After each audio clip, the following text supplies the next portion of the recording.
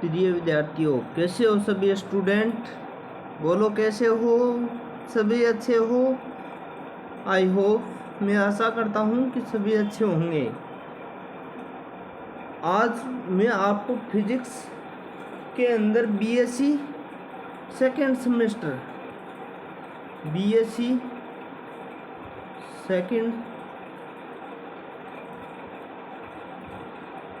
Semester का paper second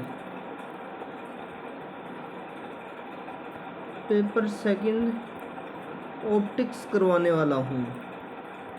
optics की unit fest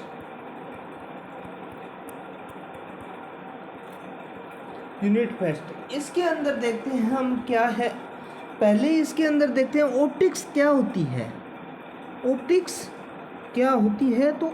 क्या होती है? भौतिक विज्ञान की वह शाखा जिसमें प्रकाश की प्रकृति, गुणधर्म, स्रोत, प्रभाव का अध्ययन किया जाता है। क्या कहलाती है? प्रकाशिकी कहलाती है। मोटा मोटी तौर से देखें कि ऑप्टिक्स किससे रिलेटेड है? प्रकाश से रिलेटेड है, प्रकाश से संबंधित है। तो ऑप्टिक्स क्या है? भौतिक विज्ञान की वह शाखा। परिभाषा देखते हैं ऑप्टिक्स की, प्रकाशिकी की। ऑप्टिक्स को हिंदी में क्या कहते हैं? प्रकाशिकी।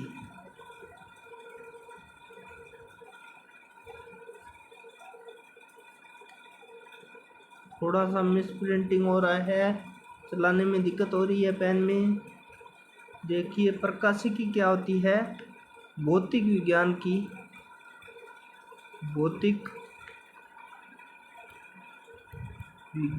की वह शाखा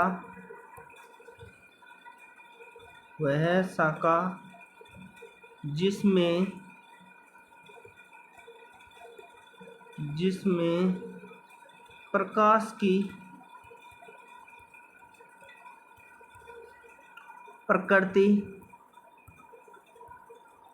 प्रकाश की प्रकृति, गुणधर्म, स्रोत, प्रभाव का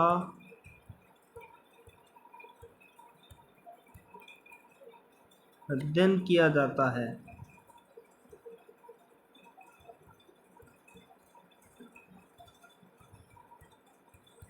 प्रकाशिकी कहलाती है। अब देखिए, प्रकाशिकी किसको कहते हैं? मैंने बताया था प्रकाशिकी क्या होती है। तो भौतिक विज्ञान की वह शाखा जिसमें प्रकाश की प्रकृति, गुणधर्म, स्रोत, प्रभाव का अध्ययन किया जाता है, प्रकाशिकी कहलाती है। प्रकाशिकी किससे संबंधित है? ऑप्टिक्स किससे संबंधित है? प्रकाश से। अब देखते हैं ऑप्टिक्स के टाइप्स कितने प्रकार की होती है। 2 प्रकार की होती है। एक तो किरण प्रकाशिकी और तरंग प्रकाशिकी। Type of optics.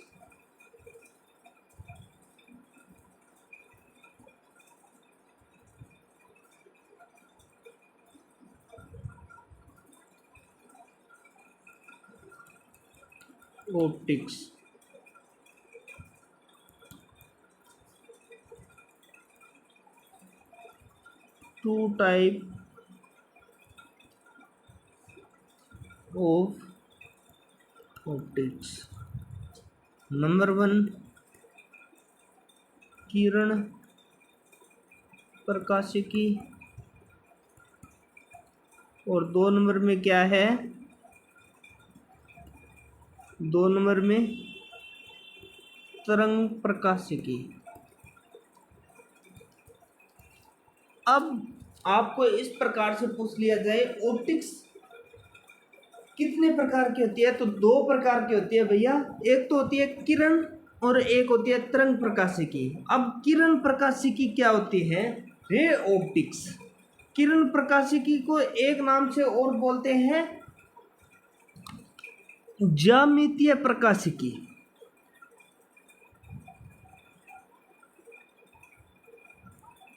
Kiran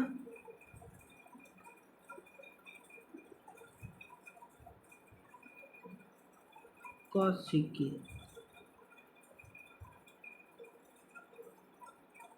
Kiran प्रकाशिकी। किरण प्रकाशिकी क्या होती है?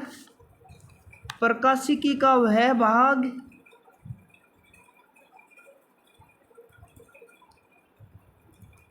प्रकाशिकी का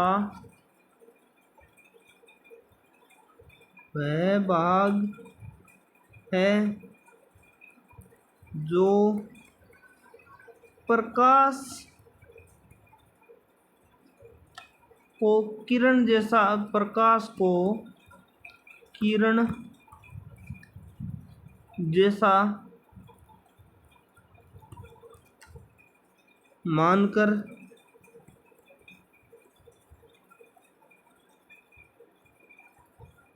उसकी गति का अध्ययन किया जाता है। गति का अध्ययन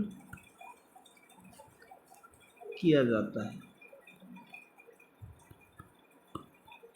किया जाता है उसे क्या कहते हैं? किरण प्रकाशिकी। प्रकाशिकी का वह भाग जो प्रकाश को किरण मानकर अध्ययन किया जाता है उसे किरण प्रकाशिकी कहते हैं। इसके दूसरा नाम मैंने बताया था ज्यामितीय प्रकाशिकी होती है। तो ज्यामितीय प्रकाशिकी के अंदर प्रकाश के विवर्तन व्यतिकरण की व्याख्या नहीं की जा सकती। अब देखिए क्यों नहीं की जा सकती इसकी व्याख्या, इसका अध्ययन करेंगे। क्वेश्चन बनता है कि ज्यामितीय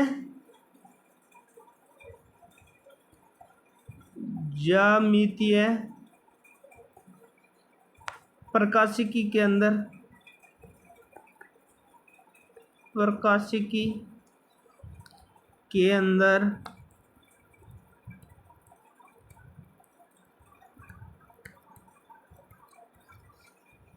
प्रकाश के विवर्तन और व्यतिकरण की व्याख्या नहीं की जा सकती।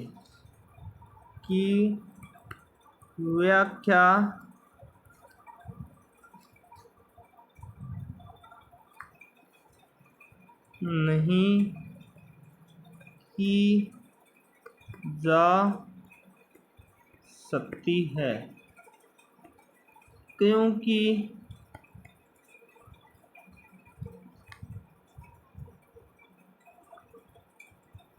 ज्यामितीय प्रकाशिकी।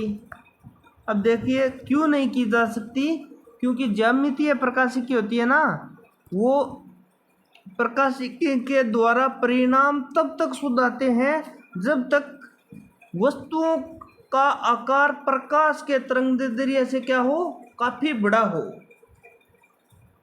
तभी उसका परिणाम आता है। इसका रीजन है कि ज्यामितीय प्रकाशिकी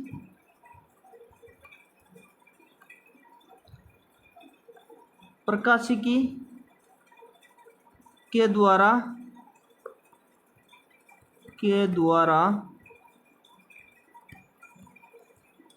परिणाम तब तक शुद्ध आते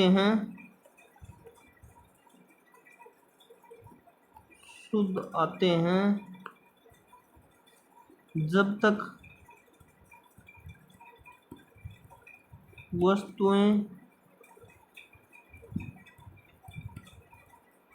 का आकार प्रकाश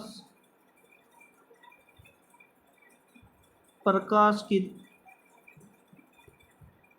तरंगदैर्ध्य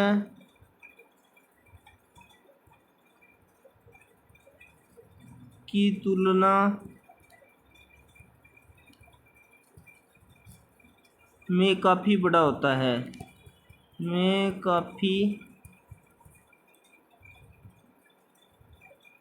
काफ़ी बड़ा होता है।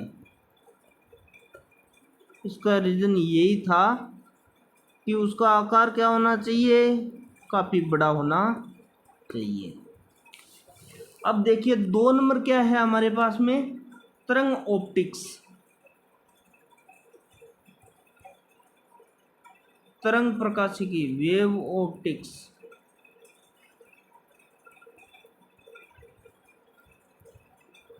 क्या होती है, प्रकाशिकी की वह शाखा जो व्यतिकरण, विवर्तन, ध्रुवण आदि की घटना का अध्ययन करती है, उसे क्या कहते हैं, तरंग प्रकाशिकी कहते हैं। किस पर आधारित होती है तरंग, इसमें प्रकाश के तरंग स्वरूप को बताती है। बस इतना ही है प्रकाशिकी।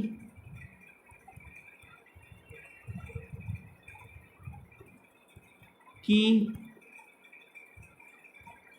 वह शाखा जो व्यतिकरण, विवर्तन,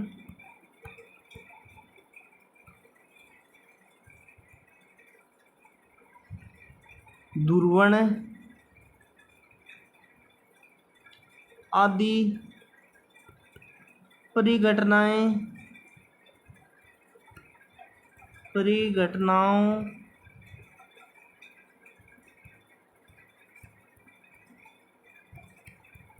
का अध्ययन करती है।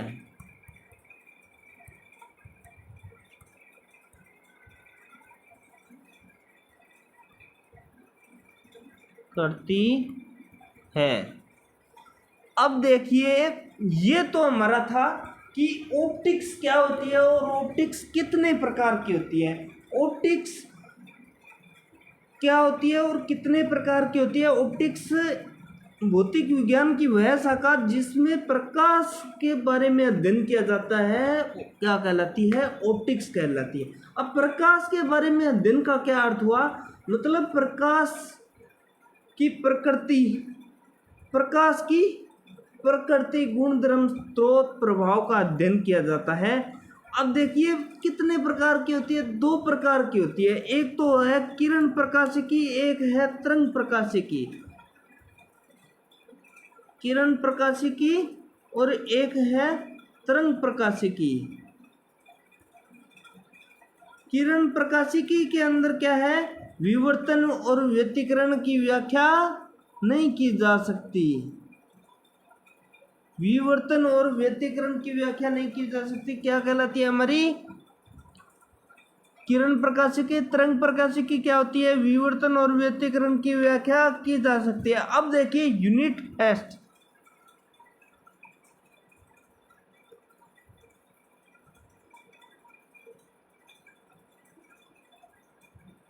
यूनिट फेस्ट का नाम है व्यतिकरण। अब देखिए व्यतिकरण, विवर्तन क्या होता है, अध्यारोपण, इस सभी के बारे में इस यूनिट में अध्ययन करेंगे। अब व्यतिकरण क्या होता है, व्यतिकरण जब समान आवृत्ति की 2 प्रकाश तरंगें किसी एक ही दिशा में, क्या है कि समान आवृत्ति की प्रकाश तरंगें जब समान आवृत्ति की प्रकाश 2 प्रकाश तरंगें किसी माध्यम में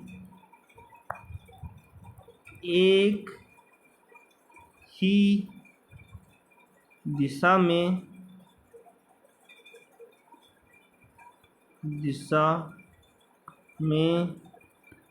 गमन करती है तो उनके फलस्वरूप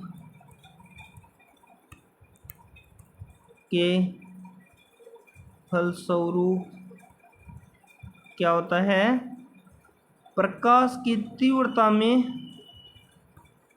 प्रकाश की तीव्रता में परिवर्तन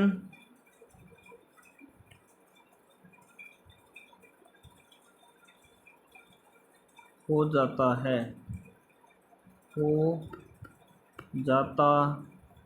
है, जिसे क्या कहते हैं, जिसे व्यतिकरण कहते हैं, जिसे व्यतिकरण कहते हैं। अब देखते हैं व्यतिकरण। व्यतिकरण समझ में आया या नहीं आया? जब समान आवृत्ति, जिसकी आवृत्ति क्या हो, समान हो, दो प्रकाश तरंगें एक ही माध्यम में गमन करती है तो उसके फलस्वरूप उनकी तीव्रता में क्या आ जाता है, परिवर्तन आ जाता है, उसे क्या कहोगे, व्यतिकरण। अब देखते हैं अध्यारोपण का सिद्धांत। 2 नंबर टॉपिक है हमारा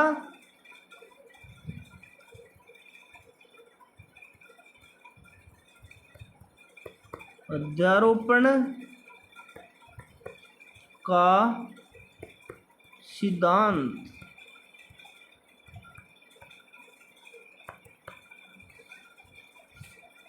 क्या होता है अध्यारोपण का सिद्धांत?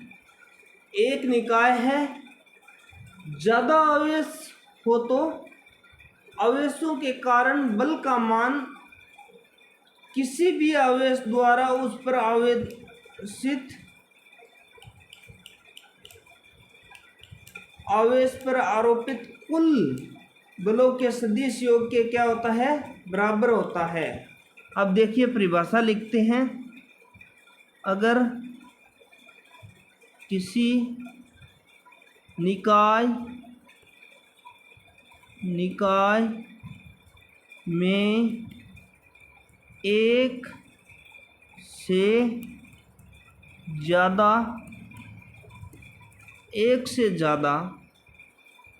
आवेश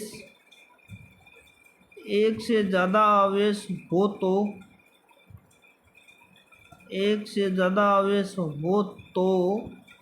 किसी एक आवेश पर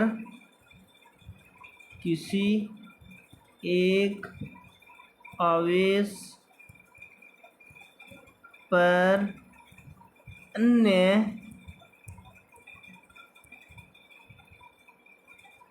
आवेशों के कारण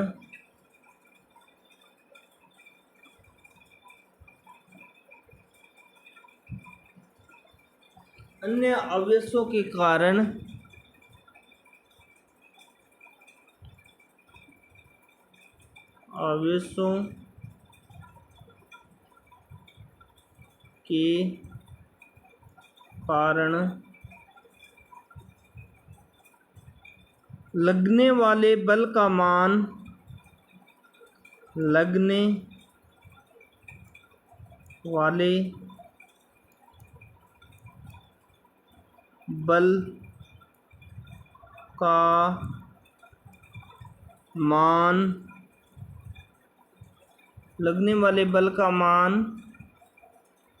सभी आवेशों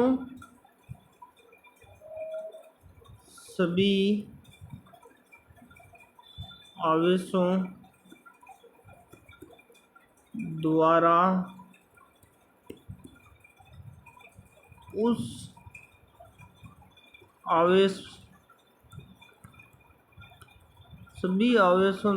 उस आवेश पर आरोपित कुल बलों के सदिश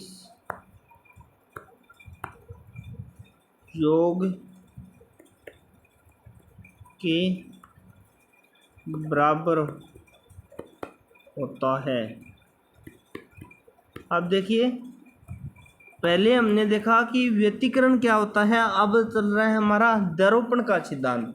अध्यारोपण का सिद्धांत क्या है कि एक निकाय में एक से ज़्यादा आवेश हो, तो एक निकाय लेते हैं, कोई निकाय ले लिया विष, उसके अंदर क्या है एक से ज़्यादा आवेश हो तो किसी एक आवेश पर अन्य आवेशों के कारण लगने वाले बल का मान किसी एक आवेश उस आवेश पर आरोपित कुल बलों के सदिश योग के क्या होता है, बराबर होता है। अब इसको क्या करते हैं, चित्र द्वारा समझते हैं। Q1 कोई आवेश है तो Q1 पर अलग आवेश ले लिया, एक आवेश एक निकाय है उसके अंदर अलग अलग आवेश है, मान लेते हैं n आवेश है, Qn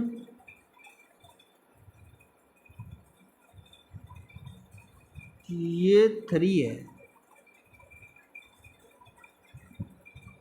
अब देखिए आवेश है तो इसकी स्थिति पोजीशन क्या होगी, R12, दो आवेशों के मध्य उसकी पोजीशन ले सकते हैं तो R13 केप और R1n केप। इस पर बल क्या होगा, F12, इस पर क्या होगा F1n, इस पर क्या होगा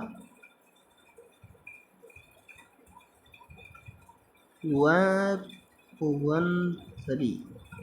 ये इसका डायग्राम बनेगा और डायग्राम से क्या लिख सकते हैं, F बराबर कूलाम का नियम क्या होता है, K Q1 Q2 बटे R स्क्वायर, उस सूत्र से लिखा है। तो दो फोर्सों के मध्य लगने वाले आवेश के मध्य बल का मान क्या होता है, F12 बराबर K का मान क्या होता है 1/4 pi epsilon note Q1 Q2 बटे R12, दो उसकी पोजीशन किया है R12 के, ये लिख दिया। अब F13 पे क्या आएगा, K लिख देते हैं, K Q1 Q3 बटे R13 का K। इसी प्रकार से ये क्या होगा, चलता जाएगा।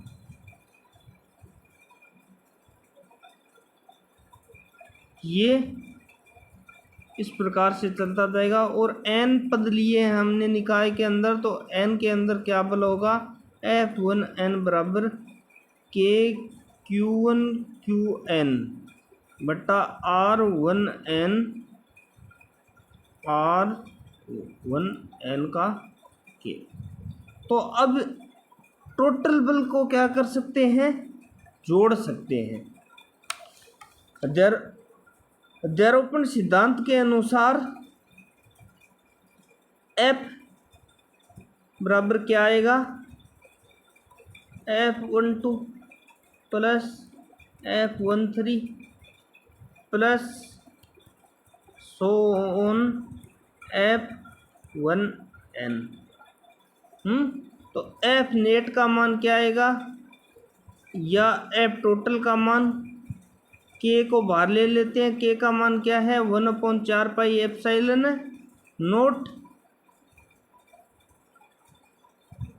अब देखते हैं Q1 Q2 बटे R12 का स्क्वायर, R12 का K plus Q1 Q3 R13 square और R13 K plus dash dash dash plus Q1 Qn बट्टे R1n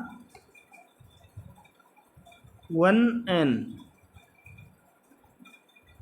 R1n का स्क्वायर और R1n का के। अब देखिए इस हिसाब से हमारा ये हो गया अध्यारोपण का सिद्धांत। और टोटल बल सारे बलों का क्या होता है, सदिश योग होता है। और F बराबर क्या होता है, K Q1 Q2 R square.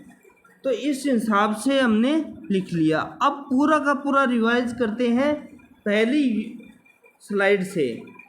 पहली स्लाइड के अंदर हमने देखा था कि बीएससी सेकेंड सेमेस्टर का हमने पेपर 2 आज चालू किया है और उसके अंदर ऑप्टिक्स है।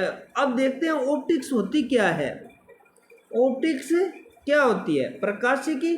प्रकाशिकी के अंदर क्या होता है, प्रकाश का अध्ययन किया जाता है। मोटा मोटी यही बात है, किसका अध्ययन किया जाता है, प्रकाश का अध्ययन किया जाता है। क्या कहलाती है हमारी प्रकाशिकी। कितने प्रकार की होती है, 2 प्रकार की, किरण प्रकाशिकी और तरंग प्रकाशिकी। किरण प्रकाशिकी क्या होती है,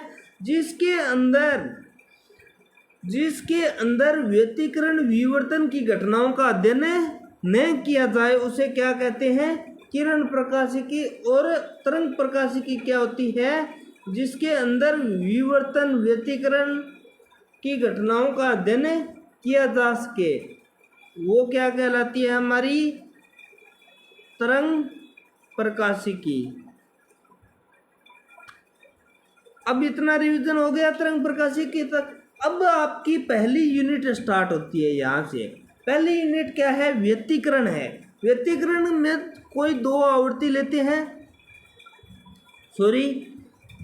जब समान आवृत्ति की 2 प्रकाश तरंगें लेती है, किसी माध्यम में एक ही दिशा में गमन कर रही है, तो उसके फलस्वरूप तीव्रता क्या हो जाती है, उनकी तीव्रता में परिवर्तन हो जाता है।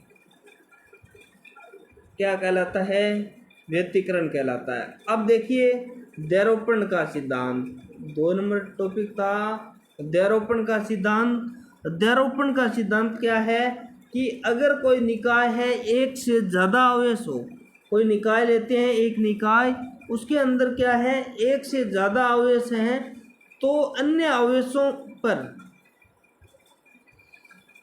पर लगने वाला बल उस सभी आवेश पर आरोपित कुल बलों का क्या होता है, सदिश योग के बराबर होते हैं। अब इसका डायग्राम देख लेते हैं। ये इसका डायग्राम होगा। एक निकाय लिया, उसमें अलग अलग आवेश हैं, Q1 Q2 Q3 Qn तक ले लिया, तो उस पर फोर्स लग रहा है F12। Q1 से Q2 के मध्य में फोर्स होगा तो क्या होगा, F12। Q1 और Q3 के मध्य में फोर्स क्या होगा, F13। और Q1 से लेकर N तक के मध्य फोर्स क्या होगा, Fn। तो इस हिसाब से देखते हैं कि F बराबर क्या होता है, कूलाम के नियम के अनुसार F बराबर 1 K Q1 Q2 बटे R स्क्वायर होता है। तो F 2 कंडीशन पोजीशन के मध्य में लग रहा है, तो 2 पोजीशन के मध्य में लग रहा है, तो F12 ले लिया उसकी पोजीशन को। अब देखिए K का मान क्या है, 1/4 pi epsilon note, 1/4 pi epsilon note Q1 Q2 बटे R12। ये इसकी केप क्या दर्शा रही है, यहाँ पर दिशा दर्शा रही है।